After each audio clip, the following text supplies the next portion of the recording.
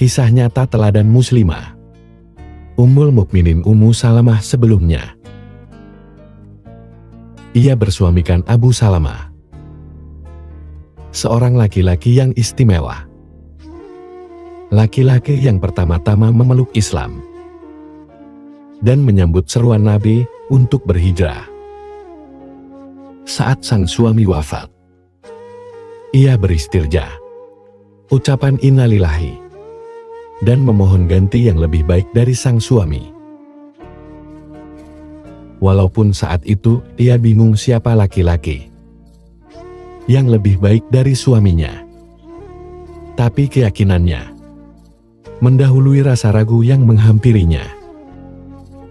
Ia tetap ucapkan kalimat itu, dan Allah Maha benar janjinya. Ia dilamar oleh Rasulullah. Ia adalah Ummul Mukminin Ummu Salamah radhiyallahu anha. Mari kita simak kisah tentang wanita mulia ini. Nasabnya namanya adalah binti Abu Umayyah bin Al-Mughirah bin Abdullah bin Amr bin Mahzum. Lahir 24 tahun sebelum hijrah dan wafat pada tahun 61 hektar. Ayahnya adalah seorang Quraisy yang dikenal sangat dermawan. Sampai-sampai dijuluki Zadurakib. Disebut demikian karena kalau orang-orang bersafar bersamanya, mereka tak butuh membawa perbekalan. Semua sudah ditanggung oleh Abu Umayyah. Sementara ibunya adalah Atikah binti Amir bin Rabi'ah bin Abdul Muthalib. Muibuddin At-Tabari, Al-Suntu Al-Tamin, hal 133. Sebelum bersama Nabi, Ummu Salamah menikah dengan putra pamannya, yaitu Abdullah bin Abdul Asad bin Hilal bin Mahzum Al-Qurasy, yang lebih dikenal dengan Abu Salamah. Abu Salamah adalah seorang sahabat yang mulia, yang pertama-tama memeluk Islam dan merasakan musibah yang besar akibat keislamannya. Ia adalah putra dari bibi Rasulullah. Ibunya adalah Barah binti Abdul Muthalib. Saat diizinkan berhijrah ke Habasyah, Ummu Salamah radhiyallahu anha berhijrah ke sana bersama suaminya. Ia menuturkan, ketika kami sampai di Habasyah, penduduknya memperlakukan kami dengan sangat baik. Kami aman berada di atas agama kami. Kami tidak mendapat gangguan saat beribadah kepada Allah. Saat hal ini sampai kepada Quraisy, mereka mengirim hadiah kepada An-Najasyi. Mereka bawakan kulit hewan yang banyak.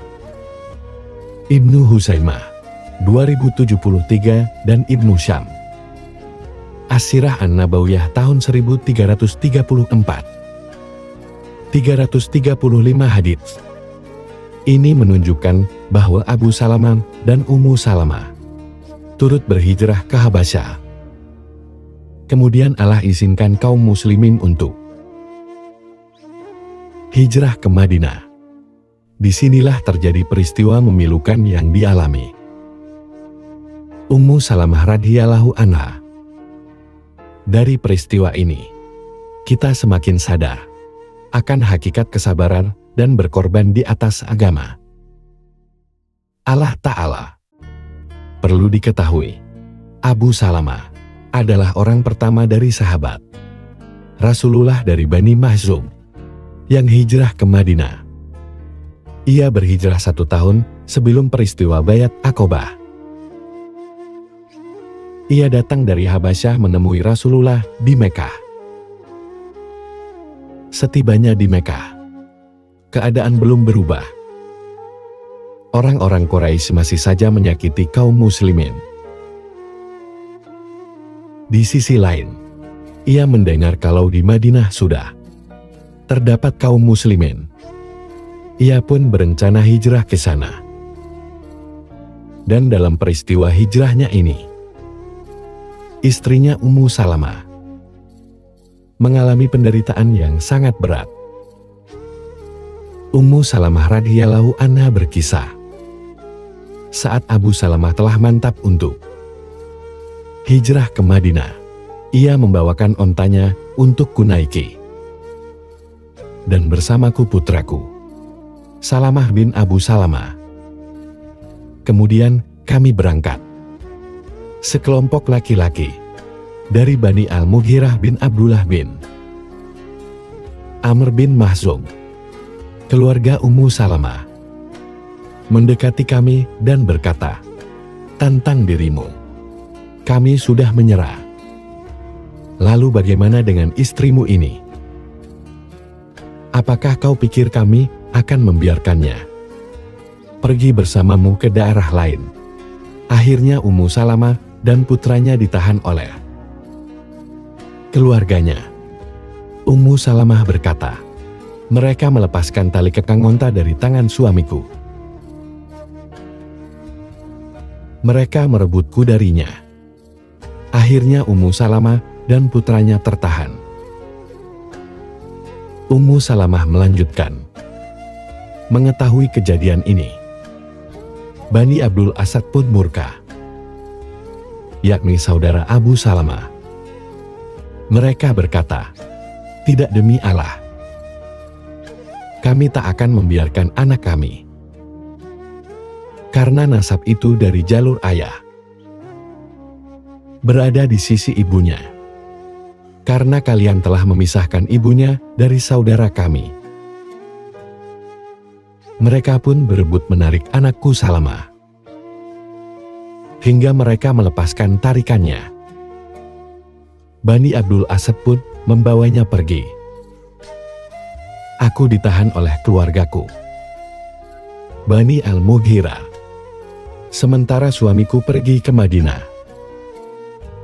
Ummu Salamah melanjutkan, "Aku terpisah dari suami dan anakku selama 1 tahun atau hampir setahun lamanya. Setiap pagi, aku pergi ke ujung kota Mekah dengan derayan air mata. Sampai akhirnya seorang laki-laki dari putra pamanku melihatku. Ia melihat keadaanku dan merasa iba. Ia berkata kepada Bani Al-Mughirah, 'Apakah kalian tak membiarkan saja dia pergi? Kalian telah pisahkan ia dengan suami dan anaknya.' Keluargaku Bani Al-Mughirah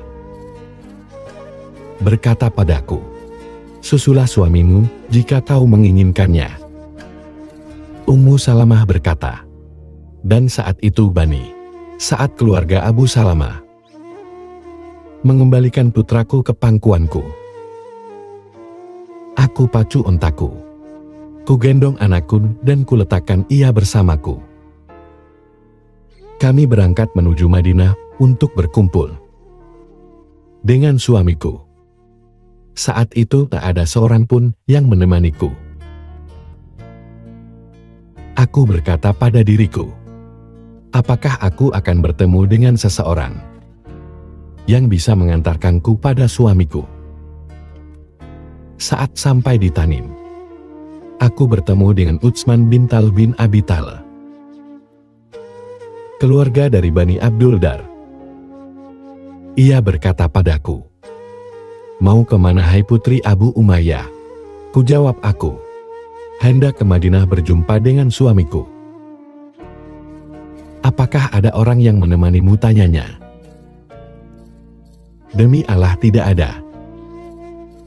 Hanyalah Allah dan putraku ini." Utsman bin Talah berkata, "Demi Allah kau tak pantas dibiarkan sendiri."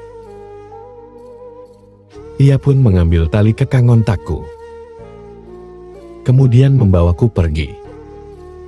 Demi Allah, aku tak pernah ditemani seorang laki-laki Arab pun yang aku pandang lebih mulia darinya. Apabila kami sampai di tempat istirahat, ia menghentikan ontaku. Kemudian ia memperhatikan keadaanku. Sampai-sampai saat aku turun dari ontaku, dia pun memperhatikan ontaku itu. Ia pergi dan mengikat tungganganku di pohon. Setelah istirahat selesai, ia datang lagi dan berkata, "Baiklah." Saat aku telah naik, ia mendekat dan mengarahkan perjalanan kami sampai kami ke tempat istirahat berikutnya. Ia melakukan hal itu terus sampai kami tiba di Madinah. Saat ia melihat kampung Bani Amr bin Auf di Kuba, ia berkata, "Suamimu berada di kampung ini. Masukilah dengan berkah dari Allah." Kemudian ia pergi kembali ke Mekah. Ummu Salamah berkata, "Demi Allah, aku tidak mengetahui ada keluarga dalam Islam yang menderita seperti penderitaan keluarga Abu Salamah. Aku tak melihat orang yang lebih mulia dibanding Utsman bin Talha, Ibnu Syam Asirah An-Nabawiyah." 1468. Akhirnya keluarga ini kembali berkumpul dengan keislaman dan keimanan mereka. Pada tahun 2H, Rasulullah mengajak para sahabatnya untuk mencegat kafilah Abu Sufyan. Tanpa disangka, kemudian peristiwa inilah menjadi sebab perang Badar. Abu Salamah turut serta dalam rombongan yang mencegat kafilah. Dan tentu saja ia juga terlibat dalam perang Badar. Dalam perang itu ia menderita. Luka-luka itu sempat sembuh, tapi kemudian kambuh kembali hingga menyebabkannya wafat pada Jumadil akhir tahun 3H. Ibnu Al-Atsir, Asad Al-Gabah, 3190. Ummu Salamah menceritakan, "Suatu hari Abu Salamah menemuiku. Ia baru saja menemui Rasulullah. Ia berkata, 'Aku mendengar dari Rasulullah sebuah perkataan yang membuatku bahagia. Beliau bersabda, tidaklah seorang muslim ditimpa suatu musibah, kemudian ia beristirja, mengucapkan innalillahi wa inna ilaihi rajiun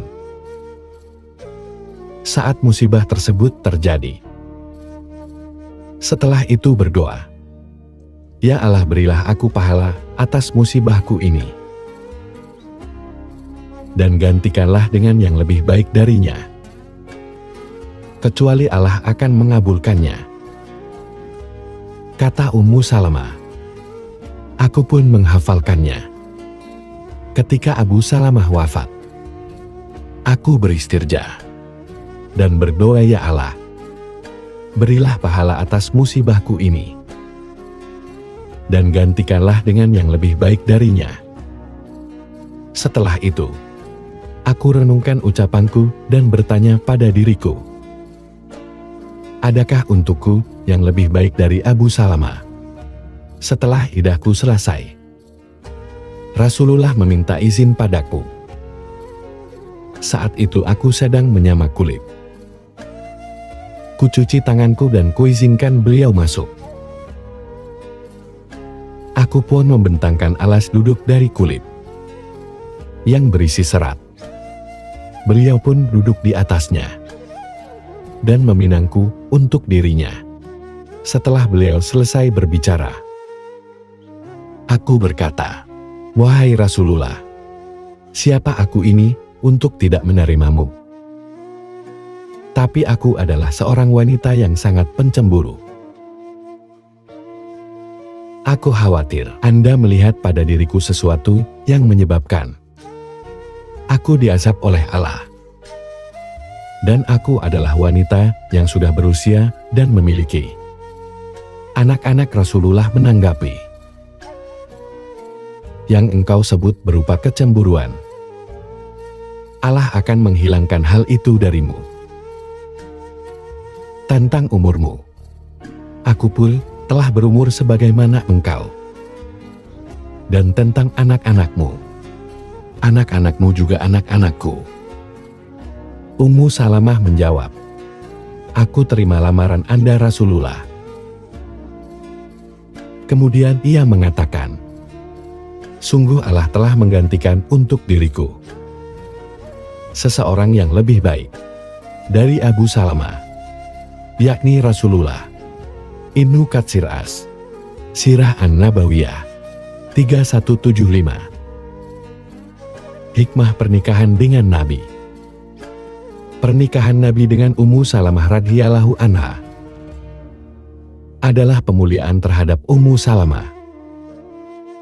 Setelah suaminya wafat, tak ada pasangan yang melindungi dan menjaganya. Sementara beliau adalah wanita yang telah banyak berkorban demi agamanya dan menyambut dakwah yang penuh berkah ini.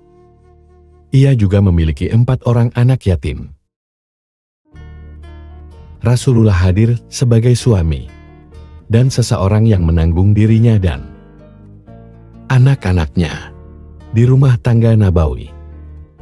Setelah Abu Salamah radhiyallahu anhu wafat dan Sayyidah Ummu Salamah usai, ia dipinang Abu Bakar, tapi ia menolaknya. Kemudian Umar meminangnya. Ia juga menolaknya. Kemudian Rasulullah meminta izin kepadanya. Ia pun menerima pinangan Nabi dan putranya yang menjadi wali baginya. Akad pernikahan itu disaksikan sejumlah sahabat. Maharnya sama seperti mahar Aisyah. Karpet tebal, kasur yang diisi serat, dan penggilingan. Nabi tinggal bersamanya pada tahun ke-4 jam. Ibnu Zibalah Aswaja Nabi H64. Ummu Salamah radhiyallahu anha memiliki sesuatu yang berbeda dengan istri-istri Nabi. Yang lain, ia memiliki keistimewaan bahwa rasa cemburunya telah Allah hilangkan, dan ia adalah salah seorang istri Nabi yang tercantik. Sebagaimana pujian Aisyah terhadapnya, Ummu Salamah memiliki kedudukan istimewa di sisi Nabi Shallallahu Alaihi Wasallam. Sebagaimana dijelaskan oleh Zainab, putri Ummu Salamah radhiyallahu anha, Rasulullah Shallallahu berada di sisi Ummu Salamah radhiyallahu anha. Beliau meletakkan Hasan di sisi beliau dan Husain di sisi yang lain. Sementara Fatimah berada di bagian depan rumah, beliau bersabda, "Semoga Allah merahmati dan memberkahi kalian wahai Ahlul Baitku. Sesungguhnya Dia Maha terpuji lagi Maha mulia. Aku Zainab dan juga Ummu Salamah duduk. Kemudian ibuku Ummu Salamah menangis. Rasulullah melihat ke arahnya dan bertanya, 'Apa yang membuatmu menangis?' Ummu Salamah menjawab, 'Anda menghususkan mereka dan meninggalkan aku dan putriku.' Nabi bersabda, 'Engkau dan putrimu juga termasuk Ahlul Baitku.'" Ha'arat Tabrani Al-Mujamal Kabir 18 Les 19. Saat Rasulullah hendak menemui istri-istrinya, beliau memulainya dari Ummu Salamah radhiyallahu anha. Dari Aisyah radhiyallahu anha, ia berkata merupakan kebiasaan Rasulullah. Apabila usai salat asar beliau menemui istri-istrinya, satu persatu. Ia mulai dari Ummu Salamah, karena ialah yang paling senior. dan beliau tutup dengan mengunjungiku. As-Salihi As-Sesami.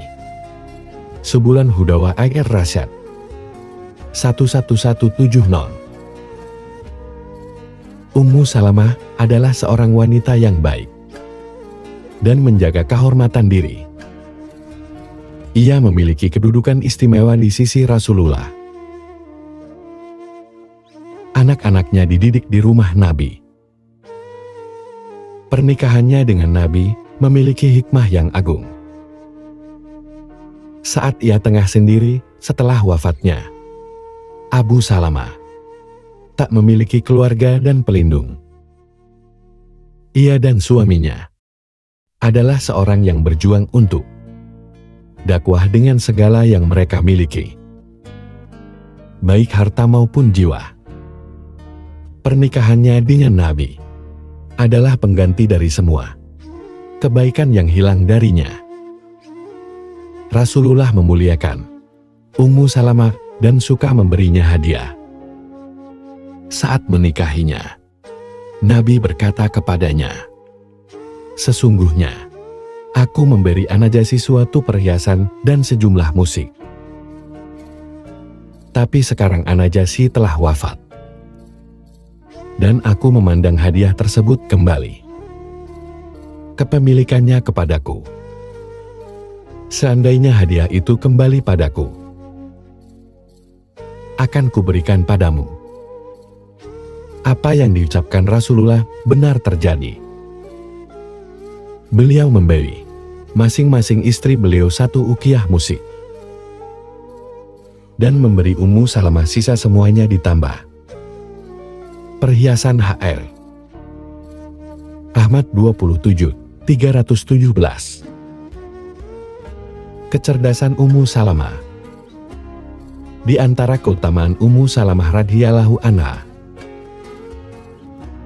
beliau menjadi sebab langsung turunnya beberapa ayat Al-Quran.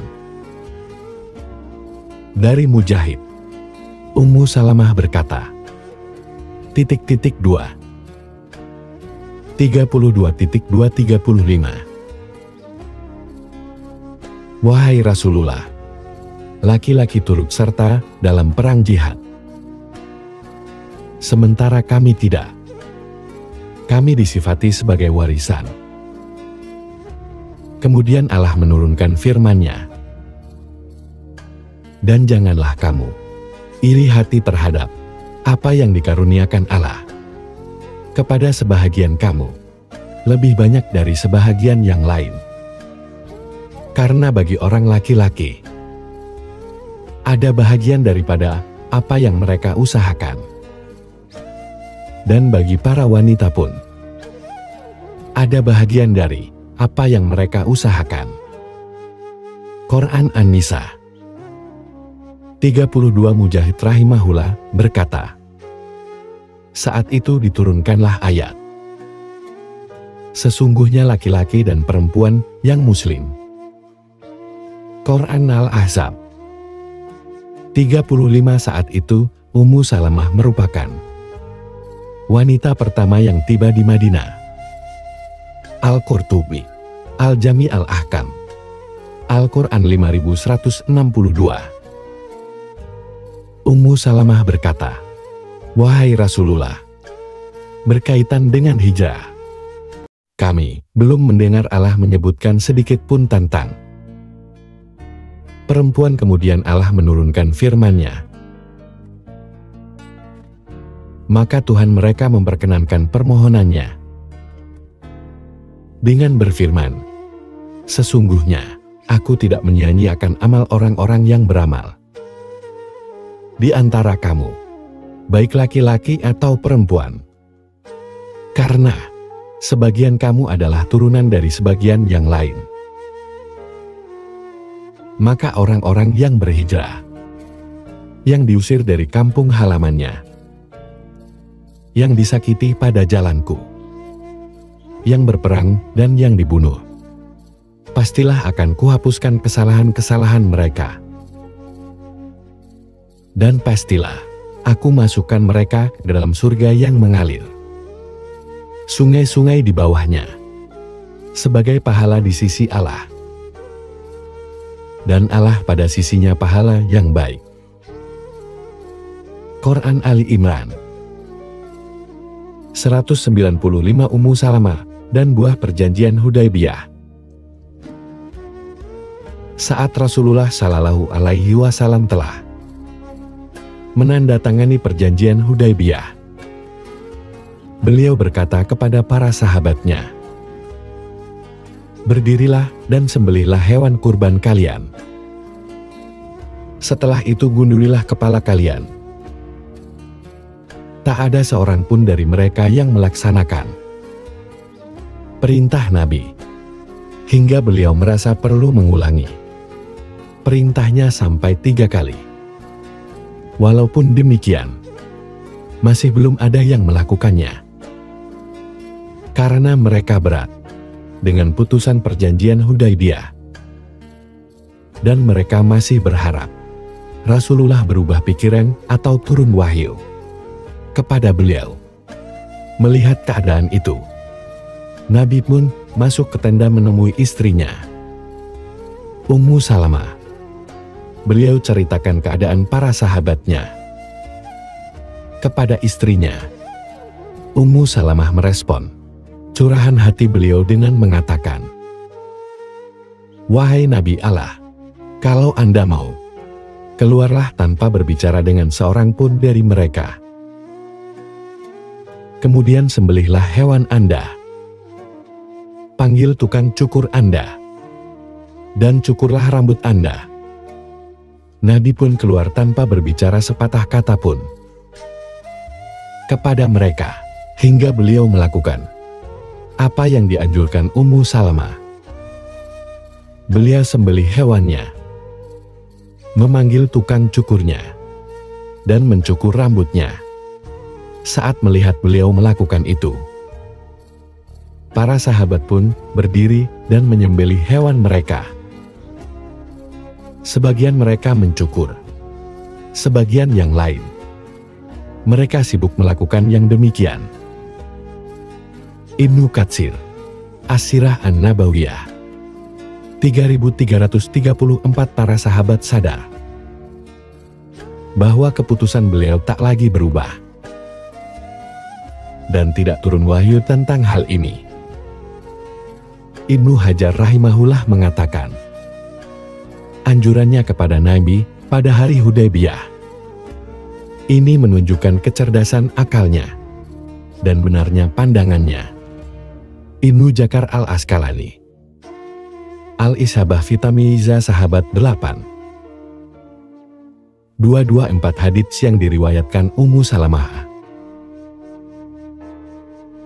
DZ Sahabi menyebutkan bahwa Ummu Salamah meriwayatkan sejumlah 380 hadits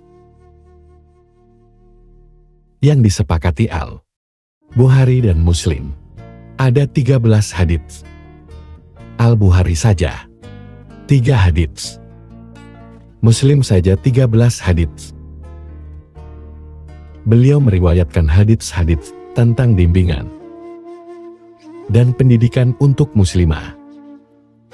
Terdapat juga hadits bahwa Nabi menciumnya saat Nabi sedang berpuasa.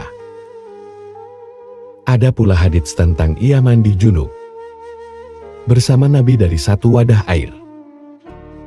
Nabi pernah tidur bersamanya dalam satu selimut. Nabi mengunjunginya saat ia sedang haid. Nabi bertanya, "Apakah engkau mengalami nifas?" Ummu Salamah benar. Beliau bersabda, "Berdirilah, bersihkanlah dirimu. Kemudian kembalilah ke sini. Aku mengganti bajuku dan kupakai pakaian haidiku. Kemudian aku kembali bersamanya di dalam selimut." Muibuddin At-Tabari, As-Somr To'at Samin, hal 142/143. Setelah Nabi wafat. Ummu Salamah radhiyallahu anha banyak ambil peranan dalam peristiwa-peristiwa di masanya. ia pernah menemui Amirul Mukminin Utsman bin Affan dan berkata padanya, "2. Menurutku rakyatmu tak akan lari. Orang-orang yang ada di sisimu akan tetap bersamamu. Jangan kau padamkan jalan yang telah diterangi Rasulullah. Jangan engkau memantik kekacauan. Jalinlah persaudaraan sebagaimana dua orang sahabatmu, Abu Bakar dan Umar." Keduanya telah menjelaskan perkara dengan sejelas-jelasnya. Mereka berdua tidak menzalimi.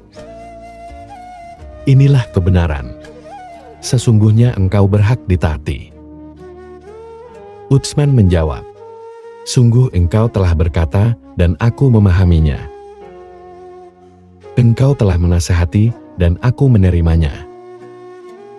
Min Alamin Nisahal 190 wafat. Ummul Mukminin Ummu Salamah radhiyallahu anha wafat pada masa pemerintahan Yazid bin Muawiyah, tepatnya di tahun 61 hektar, sebagaimana disebutkan Ibu Iban. Saat itu usianya 84 tahun. Ada pula yang menyebutkan bahwa usia beliau mencapai 90 tahun. Semoga Allah meridhoi beliau. Ibnu Hajar Tazib 1, 2483